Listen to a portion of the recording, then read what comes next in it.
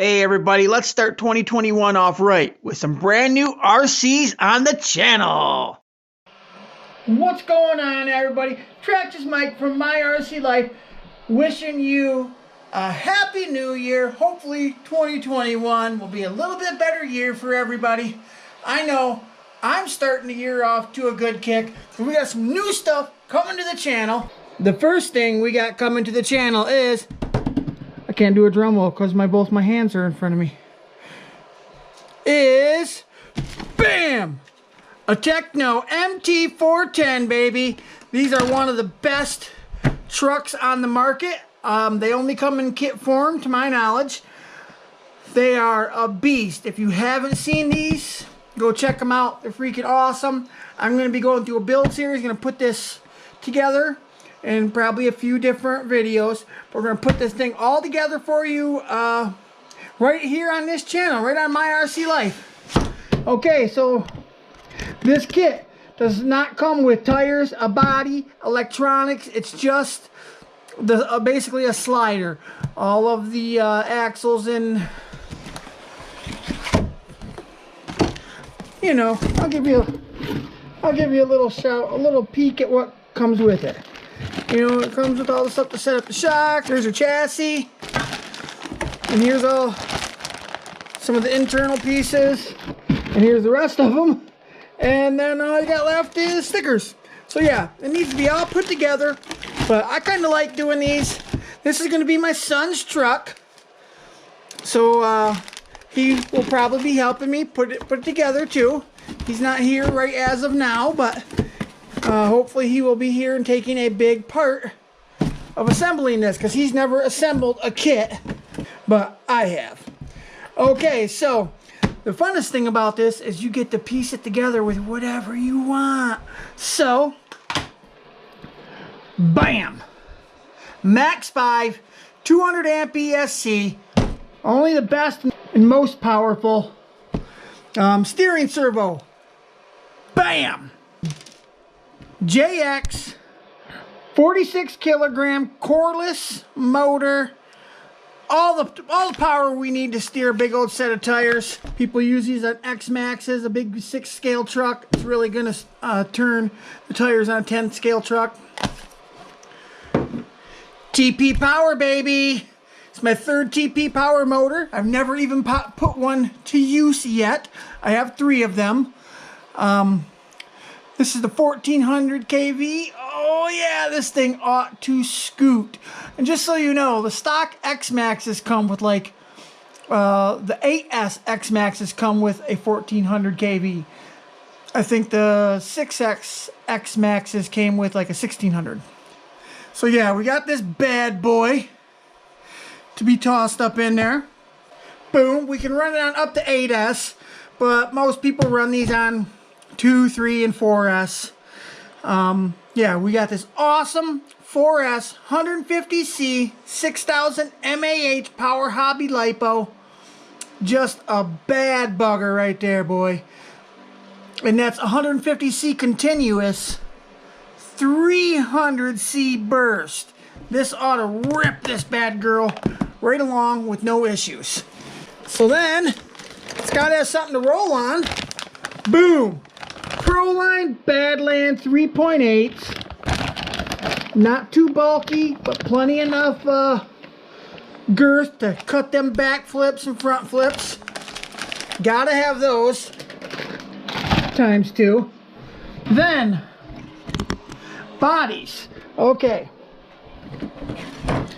For bodies, I want you to leave in the comments below which one you think we should use. First, we have a 1951 Ford panel truck. Kind of looks similar to like a grave digger. It's hard to see it in clear form, but you can see. So we're going to use that one.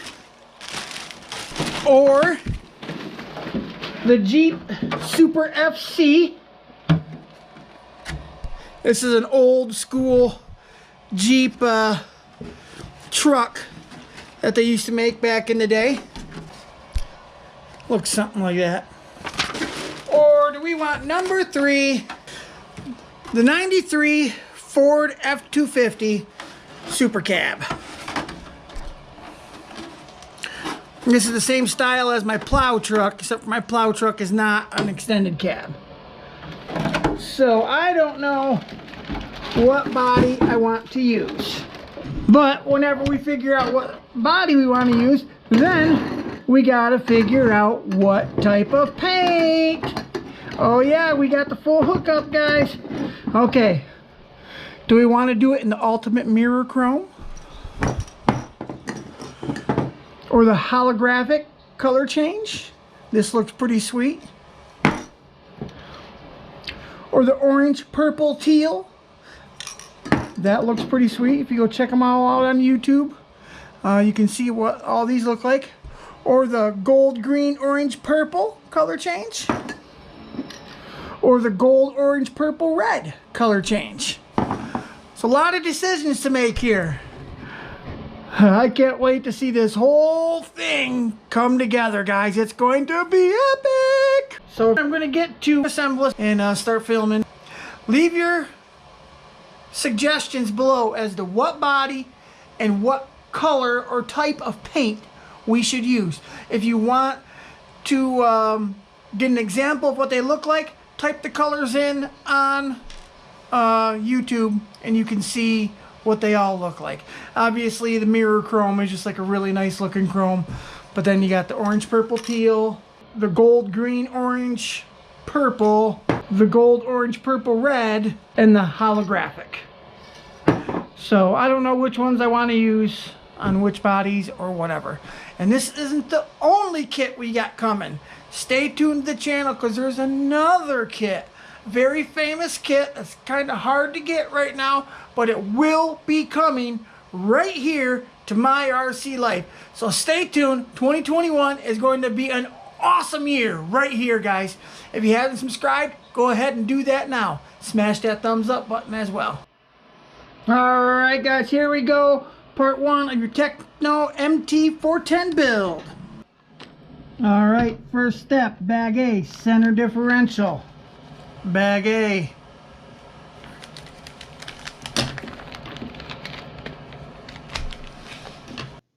Alright, we're switching over to the time lapse. First thing is I am putting together the center diff. I go for my own track power grease rather than the grease they provided with the kit. Gotta grease up the ends of those dog bone hubs there. Now I forgot an important part. I didn't put the pin through my bottom spider gear there, my drive gear. Alright, I am putting some 300 in there, just a little bit, then some 100 like it calls for.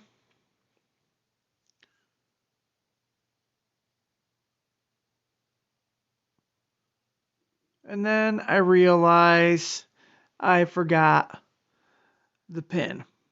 So back the spider gears come back out. And I got to get this pin in there. And it's really hard. You got to get a pair of needle nose pliers and get that little pin through the hole while it's all assembled in there. It's a bugger. You got to do it 3 times. By the 3rd time, I get a little bit better. All right, finally got that one done. Get the gear set back in there. Get the 100 thou weight silicone diff fluid in there. And then I top it off with a little bit of 20 million because it's a center diff and I want it a little bit more locked up because I see a lot of these trucks just spin in the front tires so much faster than the rear tires. All right, center diff is done. Now we're going to the front and rear diffs. They're the same, but just put a little bit different oil in each of them.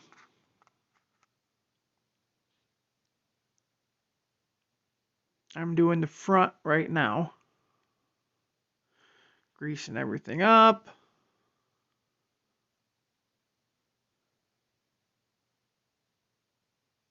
Yeah, I got the pin in there that time. That wasn't too bad.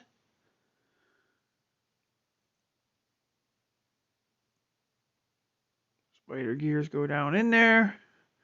And putting some 100,000 weight oil in there. Then we assemble it.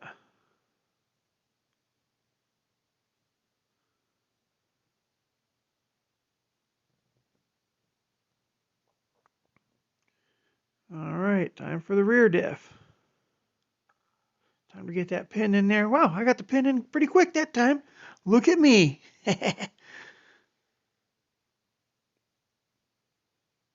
Okay, get the spider gears down in there. Okay, now I'm using some 100K plus some 60K that I had on the shelf for the rear. Gives it a little bit more of a locked up feature than the front. The front you want kind of unlocked so it can turn better. All right, now you're going to be putting the diffs in the housing. The front diff has a big, more of an angle on the outdrive. If you can kind of see it there pointing up, and the rear diff is more straight. But it tells you all this stuff in the manual as well.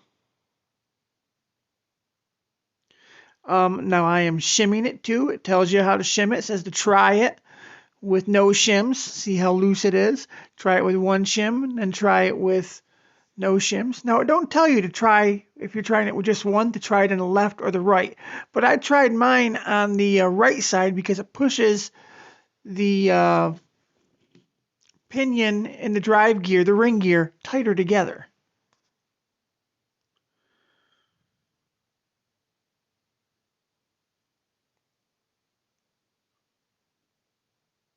All right, this is the rear housing. We already got the front one together.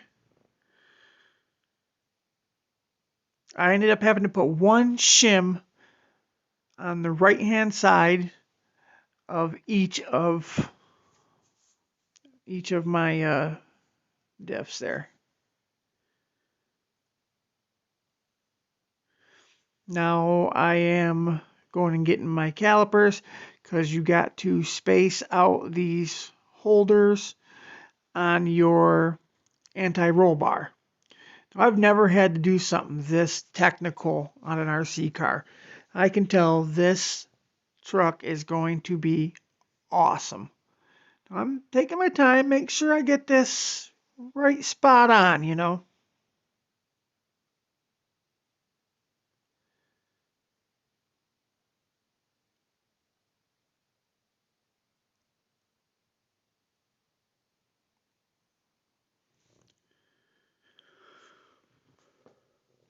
One time I had the tower turned on backwards, and you could see it made a little bit of gap at the top of the housing where the tower bolted on. Just a couple millimeter gap. But if you turn it around the other way, it bolted down tight with no gap. So there's a lot of things you have to pay attention to. If something don't seem right, go back to the manual. Tear things back apart. We all make mistakes, you know.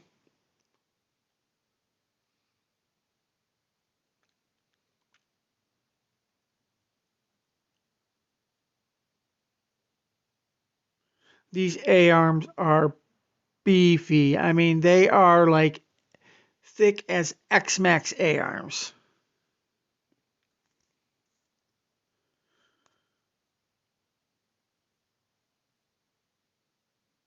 And another thing I love about the A-arms is they can switch from left to right. They're exactly the same, which a lot of RC cars do not do that.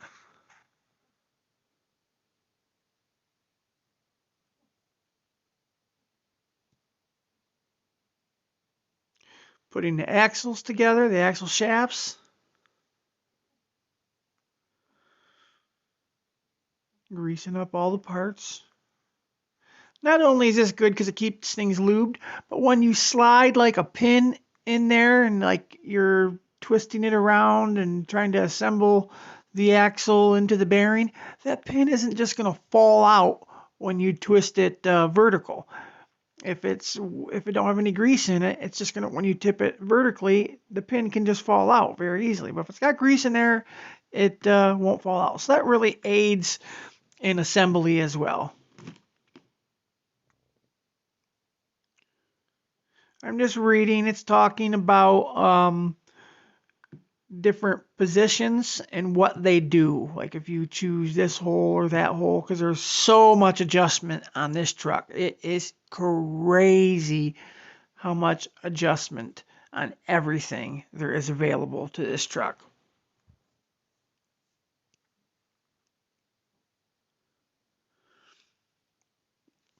Even these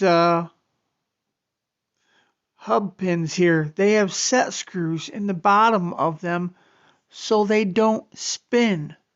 I guess so they don't sit there and spin and wear out and wear the A-arm out, I guess. I don't know.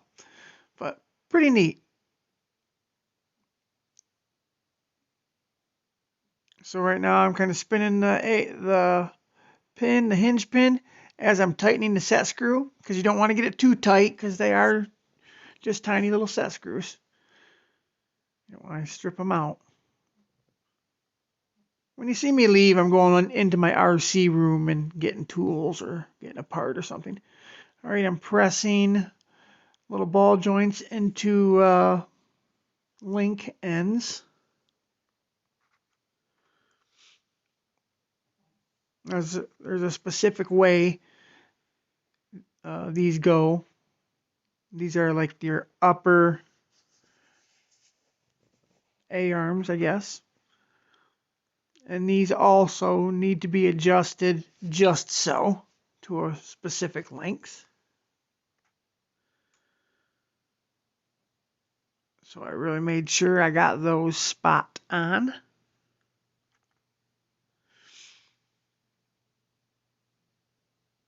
Now I'm going back and I'm looking at all my different options for the different holes. Now I know how it tells me to set it up, but I'm wondering what's the difference if I set it up in this hole or that hole.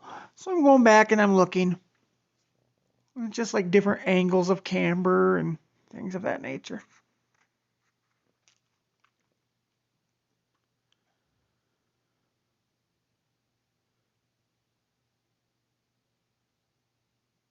It's starting to come together. Getting those upper A arms bolted on.